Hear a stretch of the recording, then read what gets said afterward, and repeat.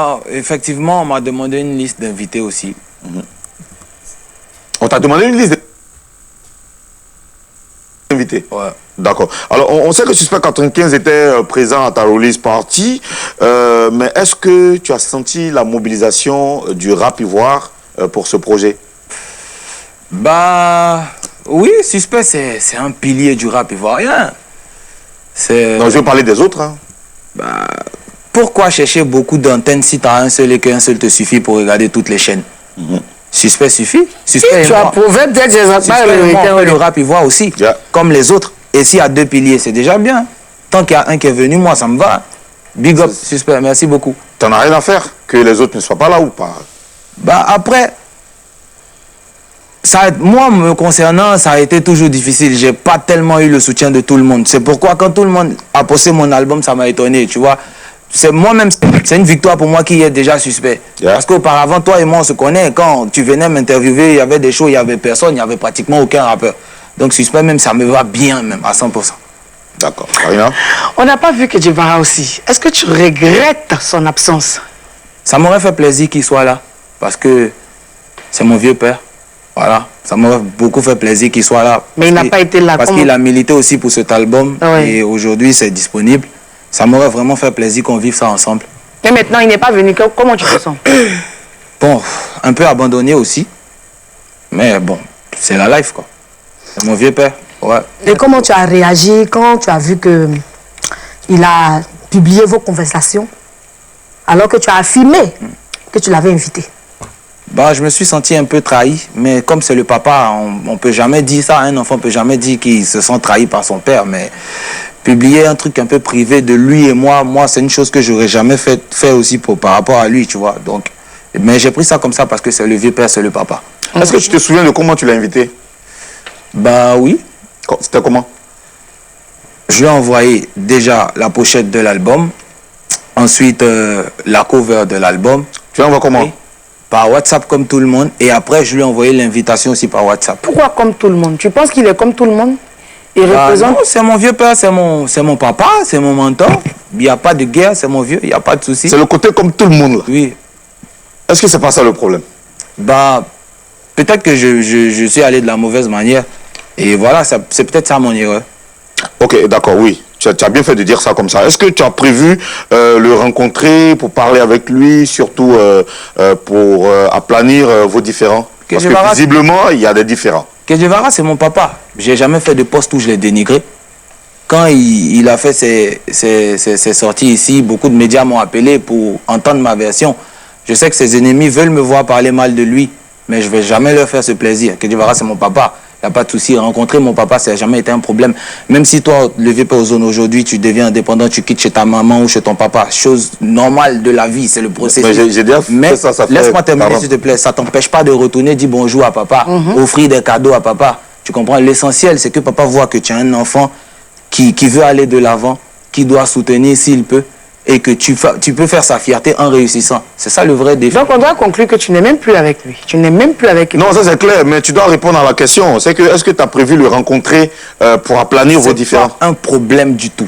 D'aller vers mon papa, d'aller vers ma mémé, maman Antoinette Alani, d'aller vers maman Désirée, d'aller vers Boubouni, d'aller vers les gens qui m'ont bercé, les gens qui m'ont nourri, les gens chez qui j'ai dormi. C'est pas un problème du tout. MC One. Oui.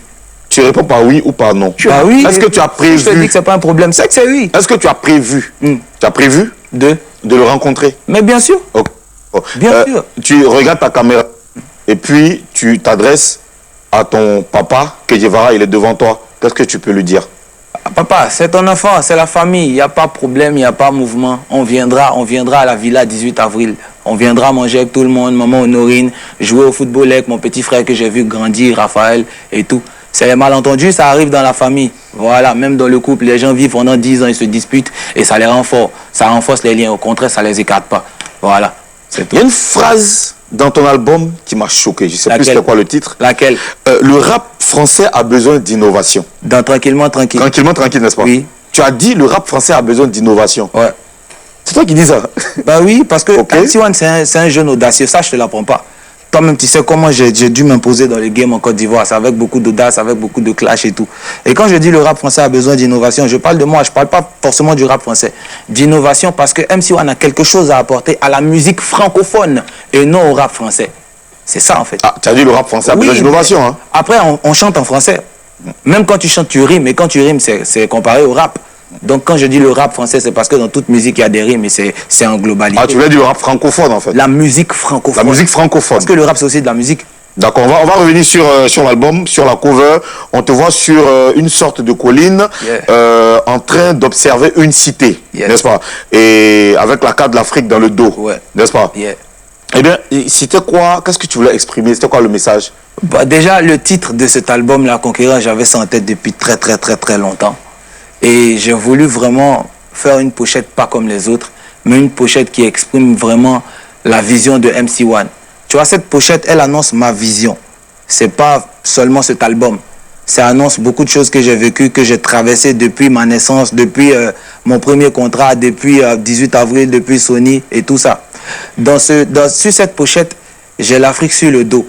Normalement, il devait y avoir des monuments africains aussi. Mais vu que c'est moi l'Africain, vu que c'est moi le jeune qui vient d'Afrique avec toute cette culture, toute cette tradition et tout ce bagage, l'Afrique c'est moi, l'Afrique c'est sur mon dos, je représente l'Afrique. Et là on voit la statue de la liberté, la tour Eiffel, etc. Parce que c'est ça la vision, le conquérant. Le conquérant c'est pas celui qui va chercher à conquérir l'endroit où il est déjà, où il a déjà une place. Quelqu'un qui veut conquérir, qui va à la découverte, à l'aventure, c'est quelqu'un qui veut découvrir des choses qu'il n'a jamais vues, qui veut s'implanter ailleurs. Alors je regarde la statue de la liberté et la tour Eiffel. Et si tu remarques, ma vision est orientée précisément vers la tour Eiffel. Parce qu'on fait de la musique en français et il faut d'abord toucher le territoire français avant de s'exporter vers la statue de la liberté. Peut-être que dans Conquérant 2, je vais regarder l'Amérique. bon, tu l'as dit un jour, je ne sais pas si c'est dans un post ou une interview, que tu ne fais plus du rap ivoire, tu fais du rap français. Ça, j'ai jamais posté sur mes pages aussi. Tu l'as dit quelque part. Okay. Quelque part où? Ouais. Je ne peux pas dire que je ne fais plus de rap ivoire. Je suis en Côte d'Ivoire. Dans mes musiques, il y a du nouchi. Elle nous a rendu Mazo dans Bombardé. Mazo, c'est un nouchi. Je ne peux pas dire que je ne fais pas de rap ivoire. D'accord. Voilà ce qu'on va faire maintenant. Tu vas nous offrir à nous et à tous les Papouas du monde entier une deuxième prestation, un extrait de l'album. Voilà, sacrée communication du Wana Wana, vraiment un véritable communicateur, ce jeune artiste MC1. Et il a relaté un peu les situations dans lesquelles il a envoyé bien sûr l'invitation à Kedivera. Tu ne peux pas envoyer une invitation par WhatsApp à ton papa, à ton, comment dirais-je, ton idole, celui qui t'a fabriqué. Je pense que c'est un peu le nœud de ce problème. Mais le réel problème n'a pas été évoqué toujours par MC1. Du jour au lendemain, un jour, on saura ce qui se passe réellement entre MC1 et son mentor Kedivera. Ce qui est sûr, il a essayé de brosser quelque chose comme quoi tout ça, mais le réel problème reste. Peut-être que c'est un problème d'argent. On attendra ce qui va se passer. Ce qui est sûr, MC1 se sent très bien avec sa nouvelle équipe et MC1 fonctionne avec l'équipe. Peut-être qu'à une certaine période, Kedivara n'a pas du tout apprécié la manière dont le petit est devenu collant par rapport aux nouvelles équipes et tout, parce que ce sont des choses qui se passent. Peut-être qu'il y a encore des clauses concernant son contrat qui n'ont pas été réglées. En tout cas, faites vos analyses, donnez vos avis par rapport à cette situation. On essaiera d'en débattre dans notre communauté. Quant à moi, je vous dis à tout de suite pour d'autres informations.